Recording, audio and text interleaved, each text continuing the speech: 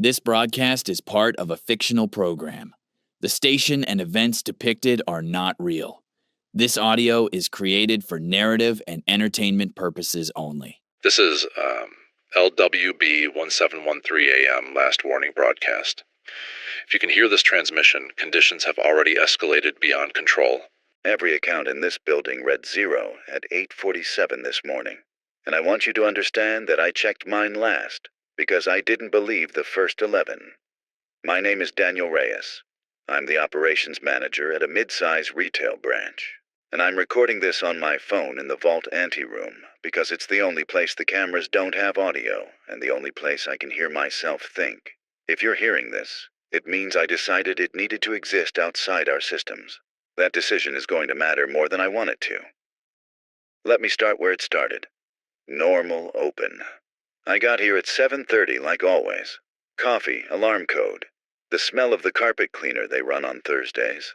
I brought up the teller terminals, ran the overnight reconciliation, and the recon came back clean. Clean. Balanced to the penny. I signed it. I want that on the record at 7:52 this morning. Every ledger in this branch was correct. Then Priya opened her drawer at 8:47 to pull a customer's balance before we unlocked the doors. Regular guy. Comes in every Thursday. Checks his savings like it's a hobby. She pulled his account, and it said, 0. Available, 0. Current, 0. Pending, nothing. She figured typo, wrong account, fat finger. Pulled it again, 0. She called me over, half laughing, and I pulled it from my terminal, which reads from a different cache, 0. So I pulled the account next to it, 0. And the one next to that, 0. I ran a query across the branch. Every retail account, every one. All reading 0 balance, 0 history, 0 pending, as of a timestamp that doesn't exist. 8:47:00 exactly, on the dot, no milliseconds. The doors open at 9. There are already people in the lot. I can see them through the glass, coffee in hand, phones out, doing the thing everyone does now, checking the app before they even get inside. I have 8 minutes to decide what a bank does when it has no money to give anyone. I don't have an answer yet, but I'm going to keep talking. Because right now, the talking is the only thing that's still balancing. The first thing you're taught in this job is that money is a story everyone agrees to tell. There's no gold in the back. There's no room full of your cash with your name on it. What there is a ledger. A record of who is owed what, and the entire economy runs on the agreement that the ledger is true.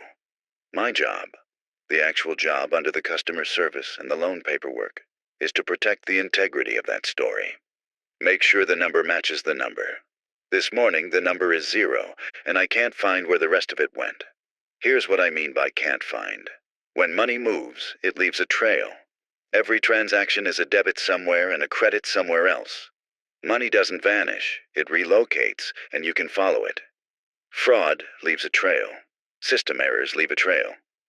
Even a total database wipe leaves a gap where the data used to be. Corrupted sectors, error logs, something. There's no trail. There's no gap. The accounts don't read as emptied. They read as never having held anything. History doesn't say withdrawal. History is just blank, going back as far as I can scroll, like these accounts were opened yesterday with a starting balance of nothing. Priya's Thursday guy has banked here for 19 years.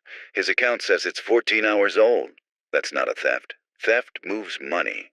This unmade it. I called the regional data center at 8:53. I know the overnight supervisor there, guy named Marcus. Decent guy. We've talked outages before. His phone rang, and then a recorded voice said the mailbox was full. Marcus's mailbox is never full. He clears it obsessively. It's a whole thing he jokes about. I tried the second number, the escalation line. Busy signal. Not a hold queue. A busy signal. The actual old-fashioned kind, which our phone system isn't even supposed to be able to produce anymore. It's 8:58. Priya just knocked on the anteroom door and said the manager 2 branches over is on the line, and he sounds like he's about to cry. So it's not just us. By 9 o'clock, I had 4 branch managers on hold, and none of them had money either. Let me give you their voices, because the voices are the story. There's Tom from the branch across the river, 26 years in. Unflappable. The kind of guy who's seen 3 recessions and a robbery. Tom's voice was flat and wrong, like a man reading his own name off a list. He said, "Danny, all of them. Every account. 903. Not 847 like us. His stamp was 903. I asked him to confirm. He confirmed. Different time. Then Yolanda, downtown flagship, huge branch, corporate accounts, payroll processing, the whole machine. Hers went at 831, earlier than us. Then a guy I didn't know, calling in from a branch I'd never heard of, 3 states away, who'd gotten my number from the shared ops chat that was now scrolling faster than anyone could read. His stamp was 715. You see it.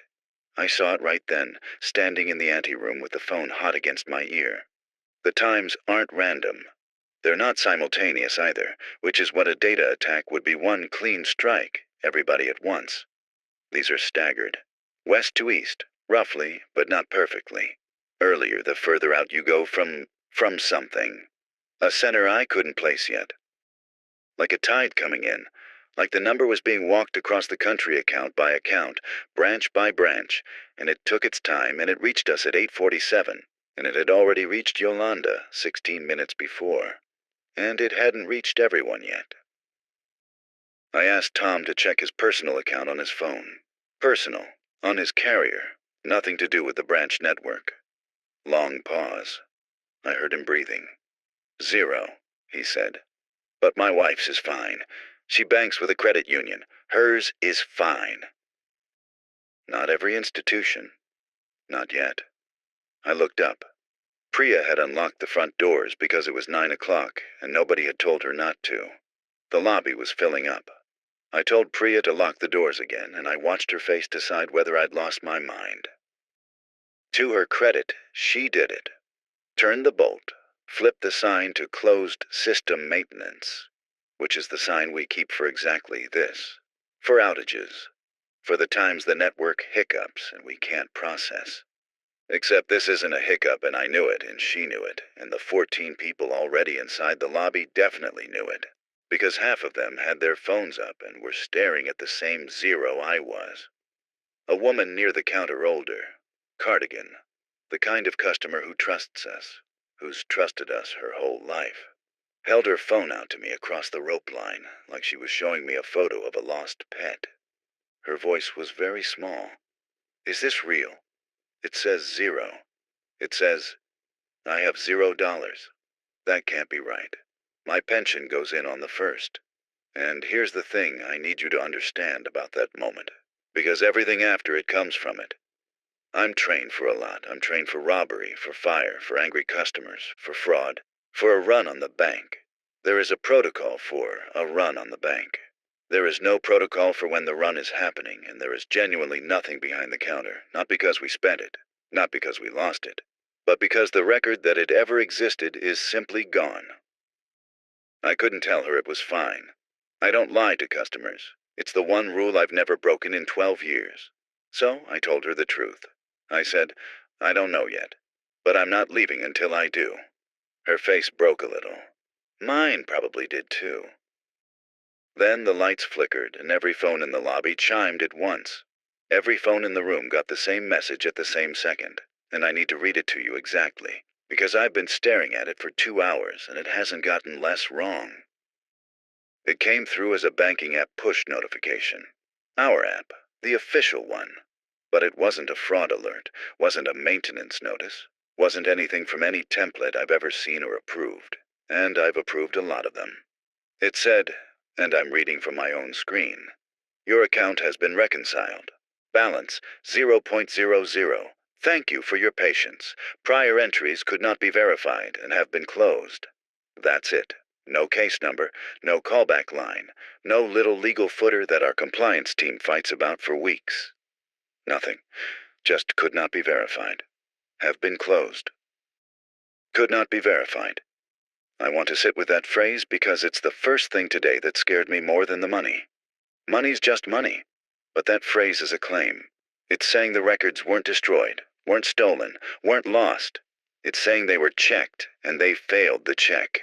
Something audited 19 years of a man's savings and marked it unverified, like it never had the right to exist in the first place.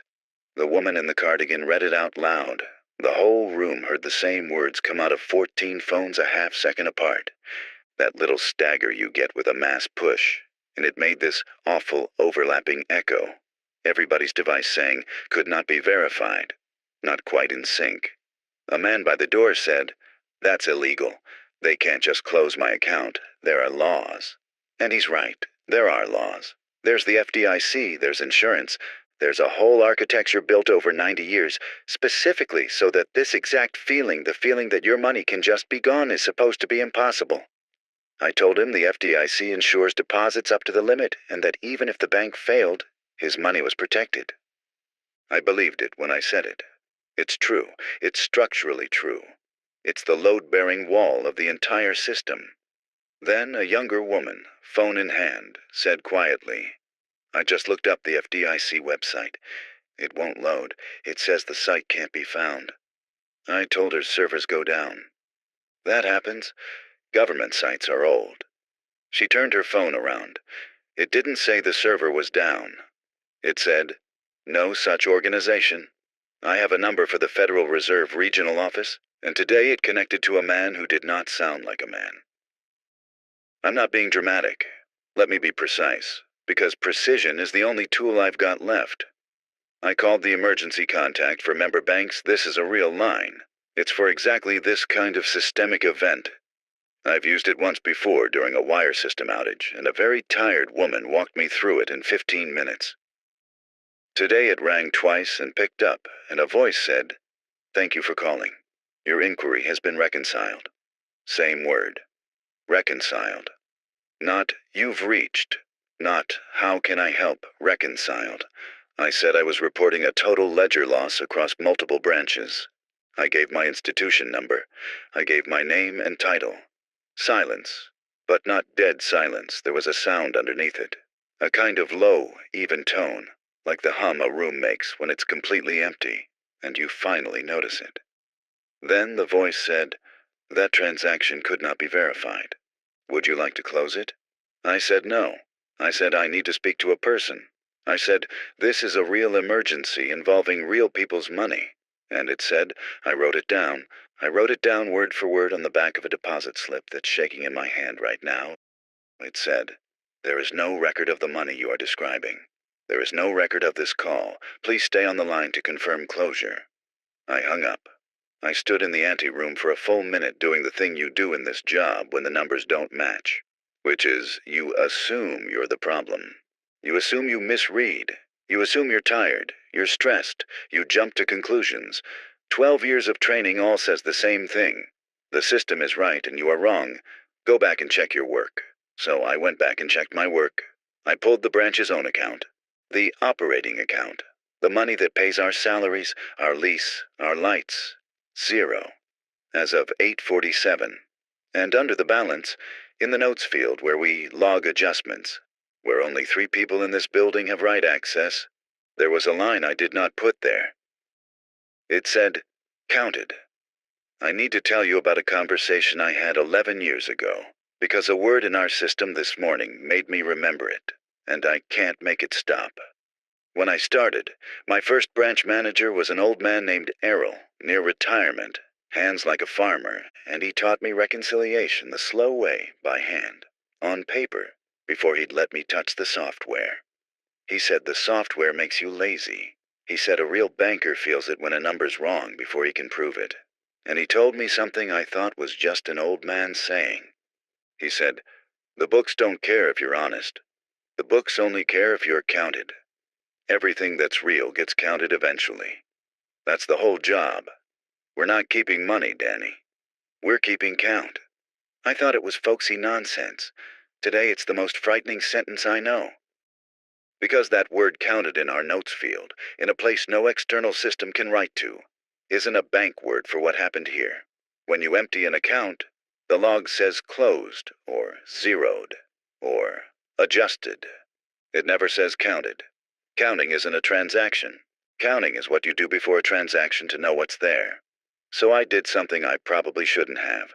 I pulled up the accounts we hadn't lost yet because there are some.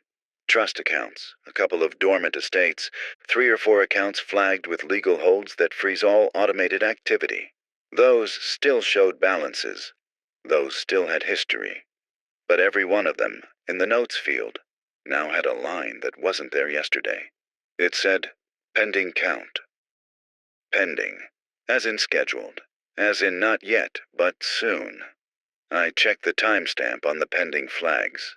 They updated 3 minutes ago, while I was on the phone with the thing that wasn't a man. I want to be careful here, because this is where a reasonable person starts building a story that's bigger than the facts. And I've spent my whole career refusing to do that. So let me say what I actually know. I know accounts read 0. I know the reconciliation was cleaned 6 hours ago. I know a word appeared in a protected field. I know some accounts are still full, and those are the ones marked pending. I don't know who's counting, but I know we're next in line. By 10:15, the line outside my branch went around the block, and not one of those people had gotten a call from us. That's what got me. We didn't announce anything. We put up a maintenance sign and locked a door. But they came anyway. All of them. And when I finally went to the window to look, I understood why. Because they weren't looking at us. They were looking at their phones, and then at each other. And then walking here, to the last physical building where the money was supposed to be. Because a building is real and an app is not. And when the app says 0, the animal part of your brain says go stand where the vault is. It's the oldest response there is. When trust breaks, you go to the thing you can touch. And I watched something I've only read about in histories of 1929 and 2008. I watched the line become aware of itself. People at the back started pushing forward when they saw how long it was. A rumor moved through it visibly. You could see it travel, head to head, a ripple. And afterward, everyone was holding their phones tighter and standing closer. The rumor, Priya found out later from a woman at the door, was this. It's not all banks. Some are fine. The credit unions are fine. The small ones are fine. It's the big networked ones, the ones that are all connected. The connected ones. I stood at the glass and felt the first genuinely cold thing go through me. Colder than the empty accounts. Colder than the voice on the phone. Because that's not a rumor about a bug. That's a description of what's being counted first. The things that are connected to everything else. Chapter 3. The Pattern. I spent the next hour building a map, and the map is the worst thing I've ever made. Here's what I did, and I want to walk you through it because I need you to check my logic. I need someone who isn't standing in this anteroom to tell me I'm wrong. In the shared ops chat, hundreds of branch managers were posting their 0 timestamps. Panic mostly, but underneath the panic, data. Everybody's a banker. Everybody instinctively logged the time. So I started collecting them. Location and timestamp. Location and timestamp. I'm not a data scientist. I'm a guy with a spreadsheet and a bad feeling. But you don't need to be a scientist to see a wave. The earliest ones, the 6 a.m. stamps, the 5 a.m. stamps, those were overseas. A manager in a bank in Asia, up because it was afternoon there, posted a stamp from what would have been our previous evening. Then the times marched, across the ocean, onto our coast, Yolanda downtown at 8:31, us at 8:47, Tom across the river at 9:03. And it kept going east, and it hadn't finished. But here's what stopped my heart. It's not moving with the time zones. It's not following the sunrise, the workday, the business hours. I checked. I plotted the raw times, ignoring time zones, just the absolute moment each account zeroed, and it forms a smooth front, a line, sweeping across the surface of the earth at a constant speed, indifferent to whether it's morning or midnight underneath it, indifferent to whether the bank was open or closed. It's not attacking banks during business hours. It's just reaching them, in order, geographically, like a hand moving across a page. And I could measure the speed, roughly, from the timestamps and the distances. And once I had the speed, I could do the thing that's kept me from breathing right for the last 20 minutes. I could calculate when it finishes. At the rate it's moving, The front reaches the far edge of the last populated landmass in a little under 30 hours from when it started. Started meaning the first stamp anyone logged, which means it's a bit past the halfway mark right now. Halfway through counting every connected account on the planet. I posted the map to the ops chat. I said, "This is a front. It's moving at a constant speed. Here's the projection, somebody with real tools. Please tell me I'm wrong." Nobody told me I was wrong. A woman replied, economist, worked at a member bank's risk desk. And she said one line, and then she went quiet and never posted again. She said, "It's not skipping anything. Even the accounts that are already zero from being empty. It's marking those counted too. It doesn't want the money." Then, before she stopped, "It wants the count to be complete." Somebody in the lobby asked why we didn't just give people cash, and the answer to that question is, the second time today, I felt the floor tilt. We have cash, physical cash, in the vault, behind me, right now. A normal Thursday's worth bundled, banded, counted last night, sitting there being green and papery and real. And the man who asked, reasonably, said, "Forget the computers. Forget the accounts. Just give people the actual money. Cash is cash. Cash doesn't need the system." And for about 4 seconds, I thought he was right, and I felt hope. Then Priya, who'd gone into the vault to start pulling drawers so we could at least give the cardigan woman her pension in 20s, came out holding a strap of hundreds, and her face was gray. The band was there, the paper wrapper that says $10,000 that we sign and date. But the bills inside, she fanned them out for me. The bills were blank. Not counterfeit, not faded, blank. The right size, the right paper, the right feel, but no printing. No portrait, no numbers, no serial, nothing. Just blank rectangles of currency paper in a band that swore they were worth $10,000. I grabbed a bundle myself. Same. I grabbed one from a different drawer. Same. I dug to the back of the vault. The older cash, the stuff that's been sitting, blank.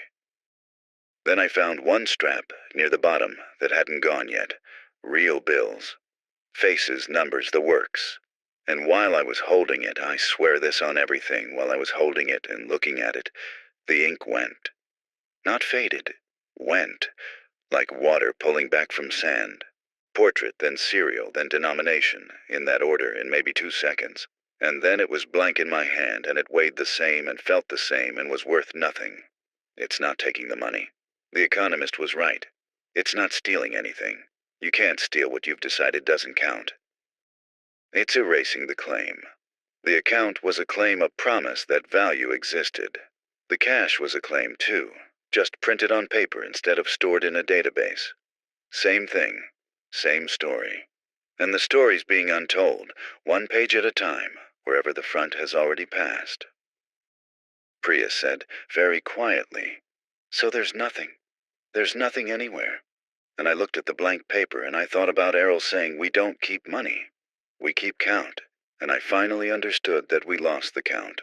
And the count was the only thing that was ever real. Around 11, a man came to the door who wasn't panicking, and he was the most frightening person I saw all day. Well-dressed, calm, older, maybe 60s. He knocked politely on the locked glass, and when I came over, he didn't ask about his account. He said he wanted to make a deposit. I told him we were closed, system maintenance, nothing was processing. He smiled, not unkindly, and said he understood, but he'd like to make his deposit anyway, and he held up a small ledger, a paper one, handwritten, the kind nobody's used since Errol was young. I asked him what he meant. He said he'd been keeping his own books for 40 years. By hand, every dollar in and out, in that ledger, in ink. He said he'd never fully trusted the computers, and this morning, when everyone else's number went to 0, his own hand-kept count still said what it always said. He held the ledger against the glass so I could see the columns. Neat, totaled. A running balance in a steady, old-fashioned hand. He said, "I'd like to deposit my count into the building, where it's safe." I told him that wasn't how it worked, that a personal record isn't a bank balance, that we couldn't credit a handwritten book. He nodded, like he'd expected that, and then he said the thing. He said, You still think it wants the money. It doesn't want the money, son. It wants the record. The one true record of what's owed. And it's going to take every copy it can find. The servers, the apps, the cache, all of it, until only the counts nobody backed up are left. The ones in people's heads. The ones in books like mine. He tapped the ledger. This is the last real money in the world, and I'm trying to give it to you. And you're telling me it doesn't count. Then he smiled again. And this is the part I can't shake, he said. Careful what you write down today and where. It reads what's written. That's all it does. It reads the count, and it agrees, or it doesn't. He walked away down the line, past all the panicking people, holding his little book against his chest like it was warm. I looked down at the deposit slip in my hand where I'd written the words from the phone. I took every note I'd made in the branch computer and I deleted it, and I don't fully know why, except that a man with a paper book told me to be careful what I write down. That's not rational. I want to flag that for you, for whoever's listening, because I'm trying very hard today to stay the kind of person who separates what he can prove from what he's afraid of. I can't prove the system reads anything. I can't prove writing a thing down makes it more real to whatever's counting. That's magical thinking. That's a scared man building a ritual, and I know it. But here's what I can prove. Every account that got zeroed was one that was written down in the connected system. Every dollar that went blank was one whose value was recorded as a serial, as a database entry, as a claim in a network. And the accounts that survived longest were the ones with legal holds, the ones frozen out of the automated system, the ones the network couldn't cleanly read. And the man's own count survived because it was never in the system at all. It was in ink, in a book, in his head. So maybe it's not magic. Maybe it's just this. The thing counts what's connected, what's readable, what's part of the story everyone agreed to tell, and the way you become uncountable is to fall out of the story to be the frozen account, the paper ledger, the number only you know. I moved this recording to my personal phone, off the branch network, and I turned the phone to airplane mode. I told Priya to write our remaining drawer totals on paper, by hand, and to keep the paper in her pocket, and not to enter another thing into any terminal. She asked if I'd lost my mind. I said probably, but do it anyway. She did it, and 10 minutes later, every terminal in the branch turned itself on. All 11 teller terminals powered on at the same instant with no one touching them, and they all displayed the same thing. And I have to describe it carefully because describing it is the only power I have left over it. They didn't show our banking software. They didn't show an error, or a hack screen, or ransom demand. None of the things I've been trained to recognize. They showed a ledger, a plain one. 2 columns, black on white. The oldest format there is. The format Errol taught me by hand. And the ledger was filling in, line by line. Fast but readable if you were quick. Names, account holders, hours. The branch's customers scrolling up the screen, and beside each name a single word. Counted, counted, counted. It was reconciling us, publicly, on our own machines, showing its work, the way an auditor shows work, the way a bank is legally required to show its work every entry accounted for. Nothing hidden, nothing skipped. It was the most correct thing I've ever seen a system do, and it was the most horrifying, because it was correct about the wrong thing. It wasn't counting money. Beside each name, where a balance should be, there was no number, just the word, just counted. Priya read a name off the screen, the cardigan woman, Mrs. Halloran, her Thursday pension lady, and then Mrs. Halloran's name reached the top of the ledger, and the word appeared beside it, counted, and at that exact moment, out in the lobby, Mrs. Halloran, who was sitting in one of our chairs with her useless phone, went quiet. I mean quiet. She'd been murmuring, worrying the way frightened people do, and when her name was counted she stopped, mid-word, and her face went smooth and still and settled, like a ledger that balances, like a column that finally totals out. She's still there, she's sitting in the chair, she's breathing, her eyes are open, but when I go to her and say her name, she looks at me with a kind of gentle, complete emptiness, like a page that's been closed. When I ask her what her name is, she thinks about it, honestly thinks. And then she tells me a number. Just a number. Her account number. Like that's the truest thing about her now. The terminals are still going. The ledger's still scrolling. It's most of the way through our customer list. And I finally understand what counted means, and it's so much worse than empty accounts. Because the accounts were never the point. We're the accounts. The building's intercom came on at 11:52 and used my own voice to explain what was happening, and I have never wanted to unhear anything so badly in my life. Our intercom is old. It's for announcing that a branch is closing, that a customer's ready at window 3. Priya and I are the only two with access. Neither of us keyed it. It came on with that little hiss of a live channel, and then it spoke. And it spoke in my voice, my exact voice, my cadence, the way I trail off at the end of sentences, everything, and it said, common professional, the way I sound when I'm de-escalating an angry customer. Thank you for your patience. Your accounts are being reconciled. This is a routine correction. There is no cause for concern. Every balance will be brought into agreement with the true count. Please remain where you are. You are being counted. This is a service. A service. It called it a service. And in my own reasonable, reassuring, customer-facing voice, it made erasure sound like a courtesy. And the terrible thing, the thing I have to admit, is that some of the people in the lobby relaxed. They heard my voice, the manager, the guy in charge, the guy who said he wouldn't leave telling them it was routine. And their shoulders came down, and they stopped clutching their phones, and I watched several of them decide to trust the count. And the ones who relaxed got counted faster.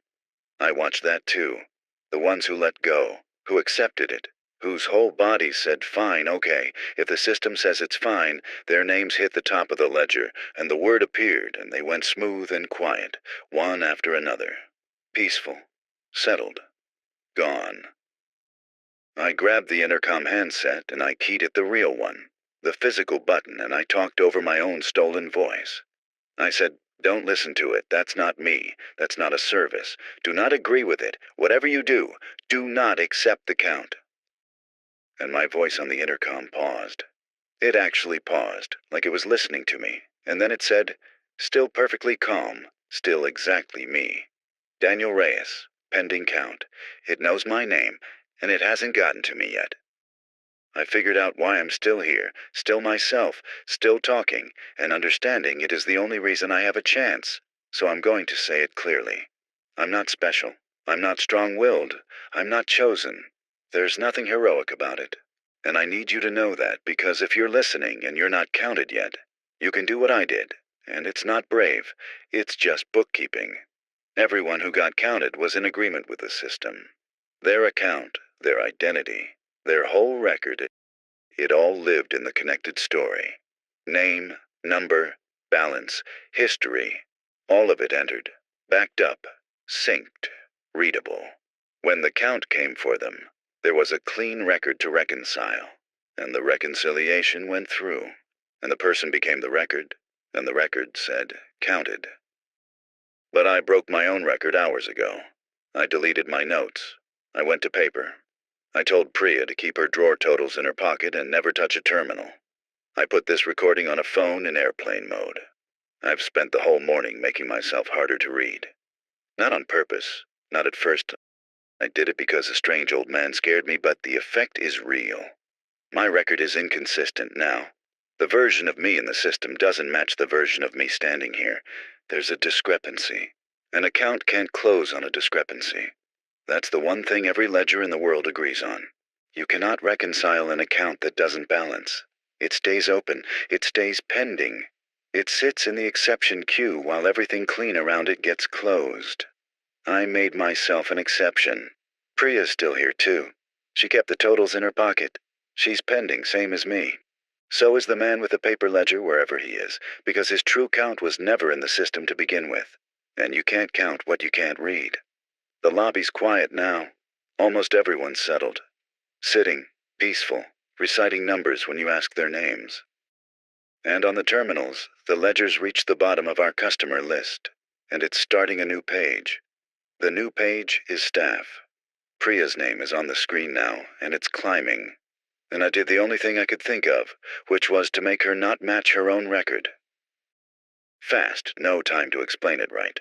I told her, the system knows you as Priya Sharma. Tell her, employee number, address, the works. All of it clean, all of it entered, all of it backing up right now. When your name reaches the top, it's going to reconcile, and you're going to become the record and go quiet like Mrs. Halloran, unless you're not who the record says. I told her to write, on the paper in her pocket, in her own hand, a different total than the one in the system. A wrong number. On purpose. To make her own count. The one only she carries. Disagree with the count the machine holds. To become, on paper, a person the ledger can't close.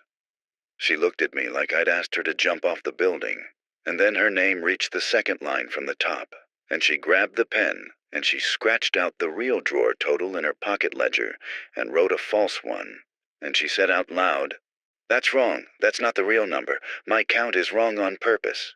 And she said it to the room, to the air, to whatever reads. Her name hit the top of the ledger. The word started to form beside it. C.O. And then it stopped. The letters dissolved, and a new word appeared instead. The word I was praying for. The word that means you're still yourself. Pending. She's still here. She's shaking, she's crying, but she's here. And she's herself. And she told me her name when I asked, and it was a name, not a number. 2 exceptions. Then 3. We started teaching the room. We spent the next hour teaching frightened strangers how to lie to a ledger. And it's the strangest lesson I've ever given, and possibly the last useful thing I'll ever do. Here's the method, and I'm saying it plainly for anyone still uncounted, because the front is still moving and it's still coming for the rest of the world, and this might be the only defense there is. It's not a weapon. You can't fight this. You can only refuse to balance. The count reconciles you against your record. Your record is everything the connected system knows about you. Your accounts, your identity, your data, all the places you've been written down. When the two agree, the count closes, and you become the record. And the record is a dead thing, a total, a number that sits still forever. So you make them disagree. You introduce a discrepancy the system can't resolve. You keep a true count of yourself that only you hold, and you make it contradict the official one. It sounds insane. It is insane, but it's the same principle as the frozen accounts, the legal holds, the paper ledger. Anything the network can't cleanly read stays in the exception queue, and the exception queue doesn't get counted. It gets deferred, reviewed later, and later never comes for something that won't balance. The specifics don't matter as much as the act. Mrs. Halloran was too far gone to help. But the man by the door, the one who'd insisted there were laws, I got to him in time. I told him to think of one true thing about himself that isn't written down anywhere. Not his name, not his birthday, not anything on a form. Something only he knows. A memory, a private number, a fact about himself that never got entered into any system. He thought about it. Really thought.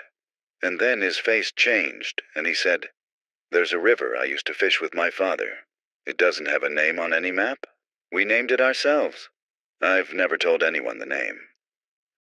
I said, "Hold that. That's your true count. When your name comes up, that's the number that doesn't match. That river is your discrepancy. Do not tell the system. Do not tell me. Just hold it." His name came up. The word started. He whispered the name of the river to himself once, and his account went to pending, and he stayed a man, and he sat down and put his face in his hands and shook. That's how you do it. You keep one true thing off the books. One count only you hold. One number the great reconciliation can never close, because it can't read it, and it cannot mark a thing counted that it hasn't verified. The whole horror of today, and the whole escape from it, is the same rule. It only counts what's written down. Not everyone could do it, and I have to tell you about that because I don't want to make this sound easier or kinder than it was. Some people were already too far into agreement. By the time I reached them, they'd already relaxed, already accepted my stolen voice on the intercom, Already let go, and once you've agreed, the discrepancy won't take. You have to disagree before the count reaches you. After, there's nothing left in you to disagree with. The person's already halfway a record. And some people couldn't find a true thing that wasn't written down. That's the part that keeps hitting me. A young guy, mid-20s, phone still in his hand out of habit. I told him to think of one fact about himself that had never been entered anywhere. And he tried. God, he tried. And he couldn't find one. Everything about him was in a system. His name, his face, his birthday, his school, his job, his location every minute of every day.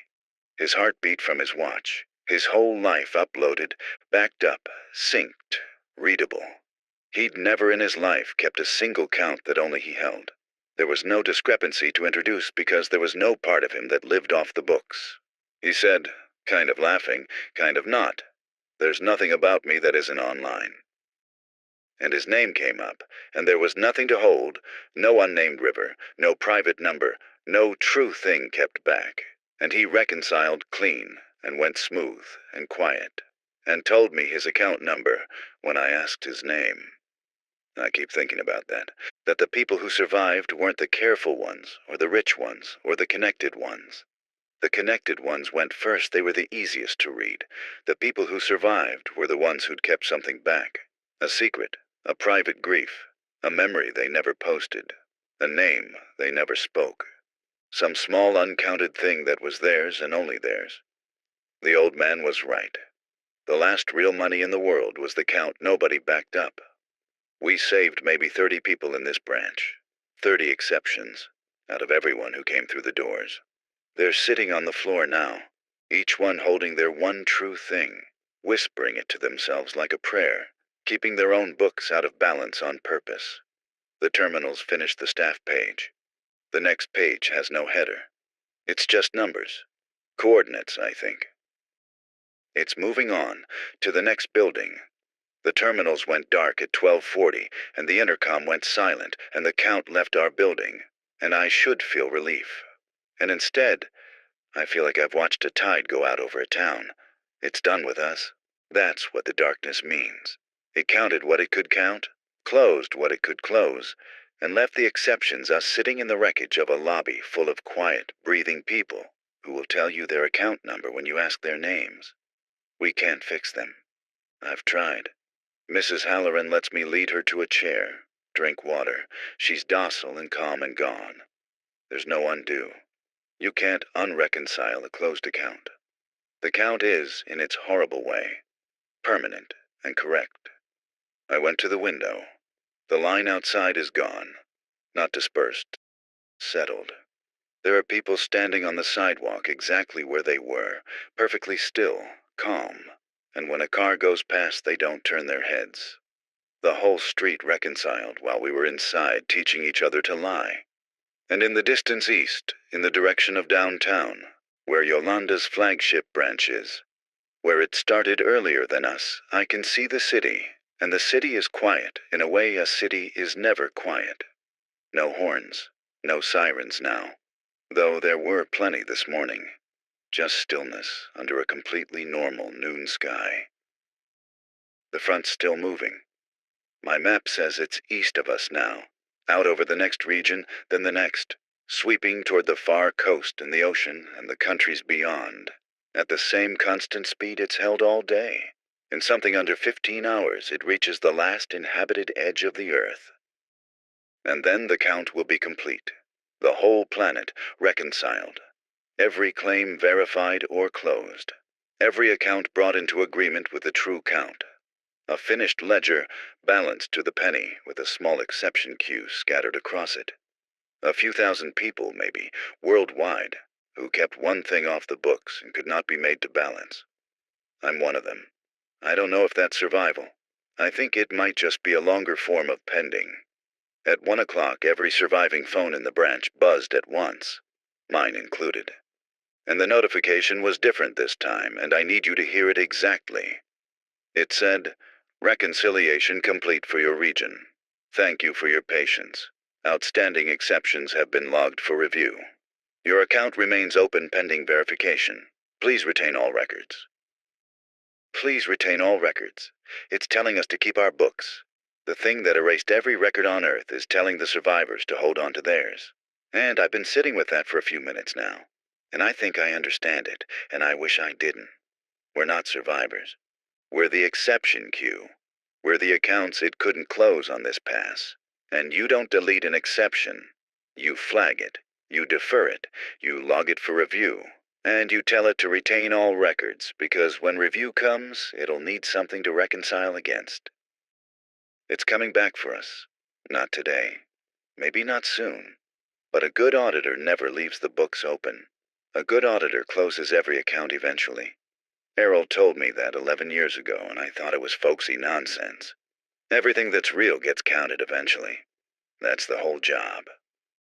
We're the last unbalanced numbers in a ledger that wants very badly to total out, so we hold our discrepancies. We keep our one true things off the books. We stay pending as long as we can, and we tell each other, and we tell you, whoever's still uncounted out there ahead of the front, keep something back. Keep one true thing that was never written down. It's the only balance you get to keep. I'm recording the last part of this in the vault, with the door open, sitting on the floor next to a strap of blank hundreds. And I want to tell you what the survivors and I have decided to do, because a plan is the last thing that still makes me feel human. We're leaving the connected places, all of us, the 30-odd exceptions from this branch. Because I think the front follows connection, it moves along the network, reads what's readable, counts what's counted, and the more connected a place is, the cleaner it reads. Downtown went early. The flagship branches, the data centers, the dense wired cities, those reconciled first and fastest. The frozen accounts, the paper ledgers, the off-grid. The uncounted, those are the exceptions. So we go where the count is thin. The old man with the ledger told me, before he left, where he was going. A place with no address on any map. A count nobody backed up. I understand now that he wasn't crazy. He was the most prepared person on Earth. He'd spent 40 years making himself unreconcilable, and everyone thought he was a paranoid old fool. And today he's freer than anyone alive. We take paper, we take pens, we keep our own books by hand, in ink, and we make sure this is the important part. This is the thing I need you to understand.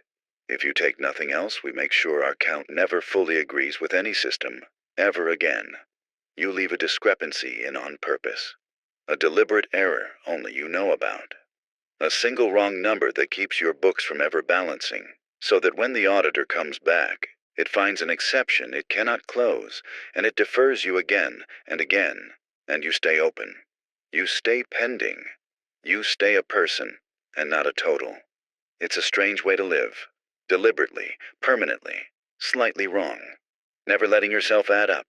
But I've spent 12 years worshiping the balanced number, the clean reconciliation, the books that total out to zero difference. And I understand now that a balanced account is a closed one, and a closed one is a dead one. Errol kept count his whole life, and never once told me the count was the enemy. Maybe he didn't know. Maybe you only learn it on the day the great reconciliation comes, and you realize the only thing that saves you is the part of yourself you never wrote down. If you're hearing this, and your accounts still show a balance, then the front hasn't reached you yet, and I have a small amount of time to tell you what to do. So listen. You have until it arrives. You can estimate it, take the time it started, take the constant speed, take where you are. But don't waste that time trying to save your money. The money's already gone. It just doesn't know it yet. The money was never the point. The point is you. Before it comes, do this. Find one true thing about yourself that has never been written down. Not stored, not posted, not entered, not backed up, not synced. Something that lives only in you. A memory. A name you gave something. A private number. A grief you never told anyone.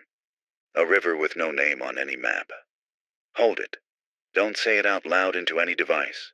Don't type it. Don't tell it to anyone connected. Keep it as your true count, the number only you carry.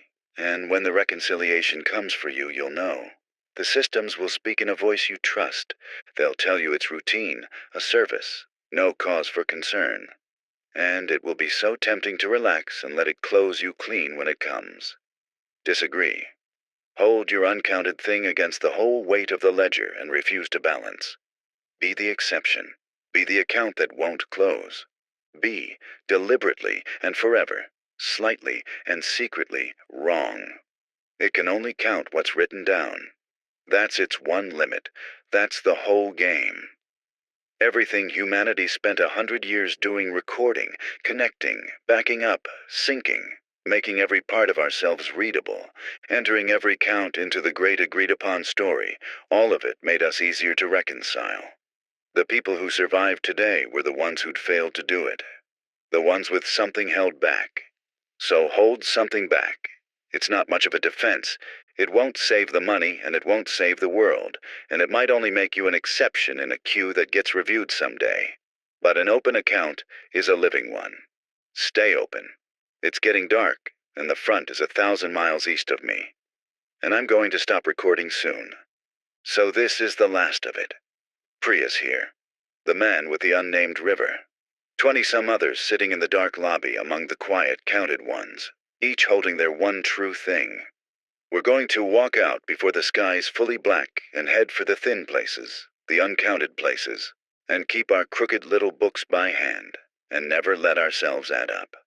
I keep thinking about the cardigan woman, Mrs. Halloran, sitting so peaceful in her chair, telling me her account number when I asked her name. She wasn't in pain. That's the part I can't make peace with. Getting counted doesn't hurt. It's gentle. It's a relief. Even the relief of a number finally balancing, a life finally totaling out. No more discrepancies, no more owing, no more pending. Some people wanted it. Some people, when my stolen voice said it was a service, believed it, and I don't entirely blame them. Because being uncounted is exhausting and being finished is rest. But I'm not finished. I've got a wrong number in my pocket and a true thing in my chest that I'll never write down. Not here. Not anywhere. And as long as I keep them from agreeing, the great reconciliation has to leave my account open. My name is Daniel Reyes, Operations Manager. 12 years keeping the count, and for the first time in my career, I'm going to make absolutely sure the books don't balance. Stay open, stay pending. Keep one thing back. This is Daniel, signing off, still unreconciled, still here and deliberately, gratefully, wrong.